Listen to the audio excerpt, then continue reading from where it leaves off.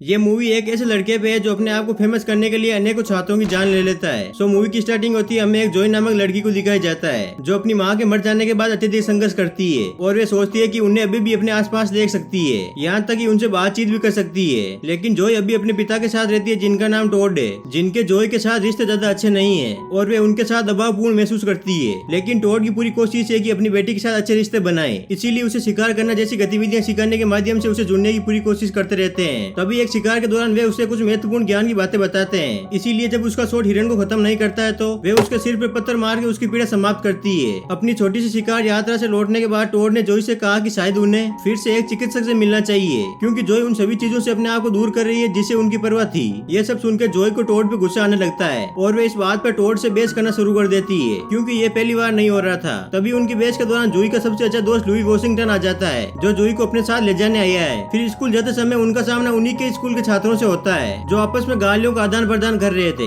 तभी जुई और लुइस अपने सेपा डिग्री जेलियस्की को एक खुले से मैदान में कुछ अजीब सा उपकरण लगाते हुए देखते हैं जो उन्हें एक सिर्फ शरारत की तरह लगता है। फिर आगे बताया जाता है कि लुइस जुई को मन ही मन पसंद करने लगा था और इसीलिए ब्रेक के दौरान कैफेटेरिया में जुई को प्रपोज करने की कोशिश भी करता है, लेकिन जुई को ऐसी बचकानी हरकतें पसंद नहीं आती है और लुइस को आगे से ऐसी हरकतें करने के लिए टोकती है। तभी लुइस द्वारा गलती से उस पर ड्रिंक गिर जाती है और जोई उसे क्लीन करने के लिए बाथरूम में आती है तो वे देखती है कि एन्ना बाथरूम की छत पे कुछ छुपाने की कोशिश कर रही थी। तभी जोई को देखते हुए एन्ना हड़बड़ी में बाथरूम से बाहर निकल जाती है। इसी मौके का फायदा उठाते हुए जुई पैनल की जांच करने लग जाती है, लेकिन उसे वहाँ कुछ भी नहीं मिलता है। और दूसरी तरफ बताया जाता है कि सारे शहर में अलग अलग जगहों पे एक ही टाइम सेट किए हुए बम ब्लास्ट होता है, जिस कारण सारी सड़कें जाम हो जाती है और गवर्नमेंट का सारा ध्यान बम ब्लास्ट वाली घटना पे चला जाता है। तभी इसी मौके का फायदा उठाते हुए कुछ बंदों ने स्कूल को टारगेट किया जो इसी स्कूल के छात्र होते हैं। ट्रिस्टन और किस जेली के पास में हथियार भी होते हैं और वहीं पे ही कुछ छात्रों को शूट आउट भी कर देते हैं। फिर ट्रिस्टन ने सभी छात्रों को अपने फोन का उपयोग करते हुए अपने पेरेंट्स को कॉल लगा के यहाँ पर जो भी घटित हो रही घटना के बारे में बताना है। तभी लुइस ने अपनी माँ के लिए एक संदेश छोड़ा जिसमें बताया कि उसे कोई पछतावा नहीं है। इसी बीच जुई के पास एक घायल अवस्था में एक लड़की आती है जो पूरी तरीके से खून से लथपथ होती है। वे जुई बाहर की तरफ देखने जाती है। वो देखती है कि ट्रिस्टन और उसके दोस्त फेमस होने के लिए सारे स्कूल को तबाह करने में जुटे हैं। तभी इनसे बचने के लिए बाथरूम के पैनल में छिप जाती है और वहीं से ही डायरेक्ट किचन में आग गिर पड़ती है जहाँ पे पहले से ही एक लेडी छुपी हुई थी। जब क्रिस शोर की जांच करने के लिए आता है तो वो लेडी जुई को बचाने के लिए क्रिस के सामने आ जाती है। उसे देख क्रिस उसे शूट कर देता है। फिर क्रिस के जाने के बाद जुई पीछे के दरवाजे से बाहर निकल जाती है जब तक हर कोई अपने पेरेंट्स से बात कर लेता है। तभी ट्रिस्टन एक फोन लेता है और स्कूल के फ्रंट ऑफिस को कॉल करके बताता है कि आपके कैफेटेरिया में छात्रों को बंदी बना लिया गया है, इसीलिए आप लोग सारे स्कूल को लॉकडाउन कर दो। तभी पागल ट्रिस्टन ने सभी छात्रों को अपने सोशल मीडिया प्लेटफॉर्म पर लाइव चलने के लिए कहा और सोशल मीडिया प्लेटफॉर्म कंपनी वालों को भी धमकी देता है। कहता है कि यदि आप लोगों ने लाइव को कट किया तो इन सभी छात्रों को शूट कर दूंगा। लाइव चलने के बाद एंट्रोपी और ट्रस्ट के बारे में भाषण देना शुरू कर देता है। तभी उसी वक्त प्रिंसिपल और सूचना गार्ड इसकी पुष्टि करने के लिए कैफेटेरिया में आ जाते हैं और उनसे बात करने की कोशिश भी करते हैं। तभी क्रिस ने प्रिंसिपल को शूट कर दिया, लेकिन गार्ड बस निकलता है। तभी ट्रिस्टन उन सभी से पूछता है कि लाइव स्ट्रीम में सबसे अधिक ऑडियंस किसके कनेक्ट हुई है। उस वक्त लुइस के लाइव में सबसे अधिक ऑडियंस होती है तो वो लुइस को पीछा करते हुए सब कुछ रिकॉर्ड करने का काम सौंपता है। फिर सभी बंदूकों को दीवार पर वैन द्वारा किए गए छेद को बंद करने का आदेश देता है और दूसरी तरफ जुई बाहर जाने का सोचती है, लेकिन बंदूकों की आवाज उसे जाने नहीं देती।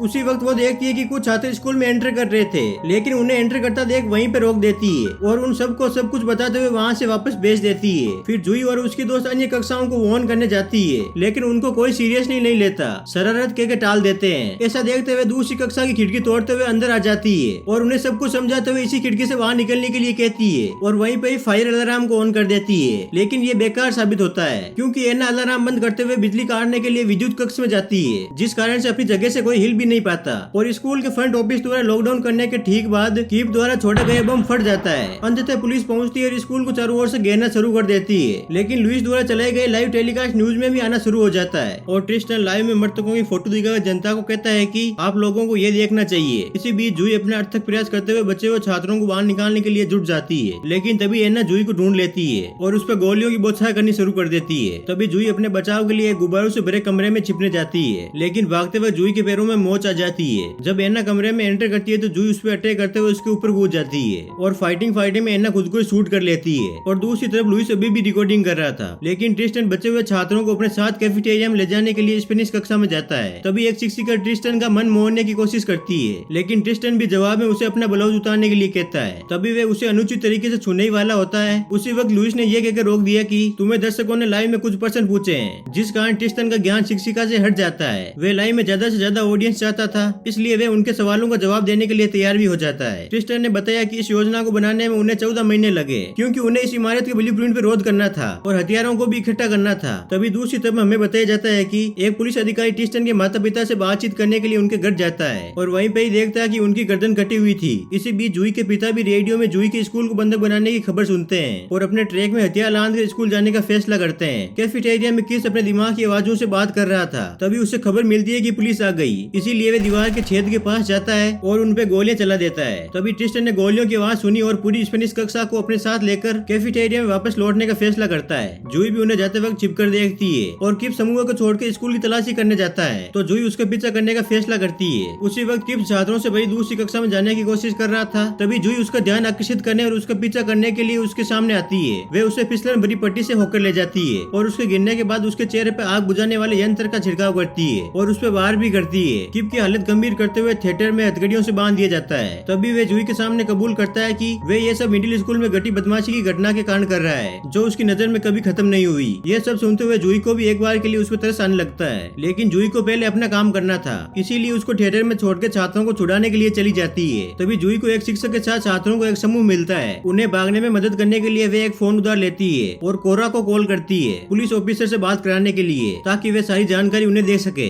फिर पुलिस ऑफिसर ने पत्रकारों को ट्रिस्टन से फोन कॉल में होने वाली बातचीत को रिकॉर्डिंग करने के लिए कहा। वे बातचीत से उसका ध्यान भटकाना चाहते थे, ताकि जूही अधिक से अधिक छात्रों को सुरक्षित बाहर निकाल सके। हालांकि उनका बचाव न्यूज में दिखाई दे रहा था, जो ट्रिस्टन को एक चाल का हिस्सा प्रतीत होता है। इसीलिए वे अपने साथियों से कांटेक्ट करने के लिए वॉकी टॉकी का प्रयोग करता है, लेकिन एन्ना का वॉकी टॉकी जूही के पास होता है। इसीलिए वे उसका रिप्लाई देती है और कहती है कि एन्ना तो मर चुकी है, मैं जूही हूँ। ये सब सुनकर ट्रिस्टन आग बबूला हो जाता है और जूही को 5 मिनट का वक्त देता है उसके सामने पेश होने के लिए, वरना हर 5 मिनट में एक छात्र को शूट करने का कहता है और सबूत के तौर पे एक छात्र को शूट भी कर देता है। ये सब सुनकर पहले तो जूही कीप को अपनी ओर कन्विंस करने के लिए थिएटर में जाती है, लेकिन कीप अब अपना आप को दोषी महसूस कर रहा था और अब वह मरना चाहता है। तभी जूही उसे कहती है कि तुम्हारे किए का पश्चाताप करने की बारी अब आई है। ये सब सुनकर कीप भी उसका सहयोग करने के लिए मान जाता है, इसीलिए जूही कीप को अपनी बंदूक वापस सौंप देती है। जबकि टॉड स्कूल के मैदान में घुस जाता है और अपनी बेटी की मदद करने के लिए अपना हथियार तैयार करने लग जाता है। फिर जूही कैफेटेरिया में पहुंच जाती है और ट्रिस्टन उसे स्ट्रीम के लिए सवाल पूछना शुरू कर देता है। तभी वहीं पे ही क्रोधित क्रिस उसे मारना चाहता है, क्योंकि जूही ने क्रिस की बहन एन्ना को शूट किया था, लेकिन ट्रिस्टन क्रिस को ऐसा करने की अनुमति नहीं देता है। उसका मानना है कि सब कुछ सही समय पे होना चाहिए। तभी अचानक से कीप द्वारा उन्हें रोक दिया जाता है, जो अब क्रिस और ट्रिस्टन का विरोधी बन चुका है। जो ही कीप शूट करने वाला होता है, उससे पहले ट्रिस्टन ने उसे शूट कर दिया, जिस कारण कीप की तो मृत्यु हो जाती है, लेकिन ट्रिस्टन की एक गोली लगती है। इसी मौके का फायदा उठाते हुए जूही और लुइस भागने की कोशिश में लग जाते हैं। तभी क्रिस भी उनका पीछा करने जाता है, लेकिन वे स्पेनिश कक्षा में छिप जाते हैं। उसी वक्त जूही लुइस के गाँवों की जाँच करती है, तो वे एक दूसरे की भावनाओं को कबूल करते हुए किस कर लेते हैं। तभी लुइस ने वैन में छिपे विस्फोटक के बारे में बताया, इसीलिए जूही इसकी जांच करने के लिए कक्षा छोड़ती है, तो क्रिस उसे ढूंढ लेता है और पीछा करने लग जाता है। जूही इस बार केमिकल की लैब में चली जाती है और सभी बर्नर को खोल देती है। जब क्रिस करीब आने की कोशिश करता है तो बर्नर में आग लगा देती है। हालांकि भागने के लिए ये तकनीक उसके लिए कारगर साबित नहीं हुई, क्योंकि क्रिस फिर भी उसे पकड़ने में कामयाब हो जाता है और उस पे अपने भारी भरकम हाथों से प्रहार करना शुरू कर देता है। जब वह उसे मारने वाला होता है तो टोड बाहर से अपनी जगह से ही गोली चला देता है, जिससे क्रिस की मृत्यु हो जाती है। बाहर से गोली की आवाज सुनते ही पुलिस टोड के पास आ जाती है और जूही भी खिड़की से देखने के अलावा और कुछ भी नहीं कर सकती। बाद में जूही क्रिस की बंदूक पकड़ कर उनका सामना करने जाती है। तभी उसे लाइव चलते हुए लुइस का फोन मिल जाता है, जिससे ट्रिस्टन को मर्द क्रिस के शरीर की तस्वीर भेजती है और कहती है कि दुनिया तुम्हें याद नहीं रखेगी, दुनिया मुझे याद रखेगी। ऐसा सुनते हुए ट्रिस्टन को क्रोध आ जाता है। तभी वैन में से एक विस्फोटक लेता है और उसे एक छात्र को दे देता है, जिसे वे अपने साथ कैफेटेरिया से बाहर सेट करने के लिए ले जाते हैं। तभी जूही सभी बंदूकों को कहती है कि वे भाग जाएं, क्योंकि ट्रिस्टन यहाँ से चला गया है। तभी वो वैन में देखती है तो बम की टाइमिंग ऑन होती है और कुछ सेकंड बाकी होते हैं। तभी जूही वैन में बैग घेर डालते हुए बाहर की तरफ जाने के लिए छोड़ देती है। बाहर जाते वक्त जोरों से विस्फोट हो जाता है। इस अवसर का उपयोग करते हुए पुलिस टीम स्कूल के अंदर प्रवेश करती है और जब वे ट्रिस्टन को ढूंढने की कोशिश कर रही होती है तो वे गलती से जूही को गिरफ्तार कर लेती है। अगले कमरे से आने वाले विस्फोटक से ट्रिस्टन के शरीर की पहचान होती है। उसी वक्त जूही अपनी माँ को इमेजिन करती है और कहती है कि वे उससे प्यार करती है। ऐसा सुनते हुए वे गायब होते वक्त जूही को अलविदा कहती है और गायब हो जाती है। तभी जूही जोरों शोरों से रोने लग जाती है। फिर आगे बताया जाता है कि स्कूल के बाहर शेरिफ जूही को रिहा करता है और उससे हाथ मिलाते हुए माफी मांगता है। कहता है कि गलती से आपको गिरफ्तार कर लिया और उसके कार्य की प्रशंसा भी करता है, लेकिन जूही ने उनसे एक रिक्वेस्ट की कि वे अपने पिता से मिलना चाहती है। तभी टोड एक पुलिस की कार के अंदर होता है, लेकिन वे अभी भी अपनी बेटी के साथ दिल से बातें कर रहा होता है और वे अपने रिश्ते को सुधारते हैं और वहीं पे ही एक दूसरे की प्रशंसा करते हैं। तभी वे ये भी देखती है कि लुइस ठीक है, लेकिन तभी उसने ट्रिस्टन को स्कूल से बाहर निकलते हुए देखा। उसने दूर से छात्र के कपड़े बदल के अपनी मौत का नाटक रचा, ताकि पुलिस ये सोच ले कि वे जला हुआ सेव ट्रिस्टन का है। तभी वे टोड की राइफल लेती है और ट्रिस्टन का पीछा करते हुए जंगल में आती है, जहाँ उसे उसे बक्से में कुछ पैसे और पासपोर्ट लेते हुए देखती है, जिसने अपनी योजना के मुताबिक एक पुल के नीचे छुपाया हुआ था। लेकिन जूही उसे गोली मार के वहीं पे ढेर कर देती है और उसके करीब आती है। ये देखती है कि एक गोली उसके लिए पर्याप्त नहीं है, लेकिन उसी वक्त अपने पिता की दी गई एडवाइस उसे याद आती है और बड़ी सी चट्टान को उठाते हुए उसे मारने जाती है, लेकिन उसे ये नहीं हो पाता। किसी कारणवश चट्टान को साइड में फेंक देती है। फिर जूही ने उसे मरने के लिए वहीं पे छोड़ने का फैसला किया, क्योंकि वे इसी पीड़ा के लिए लायक है। ये मूवी यहीं पे खत्म होती है। यदि अच्छी लगी तो एक लाइक जरूर करें।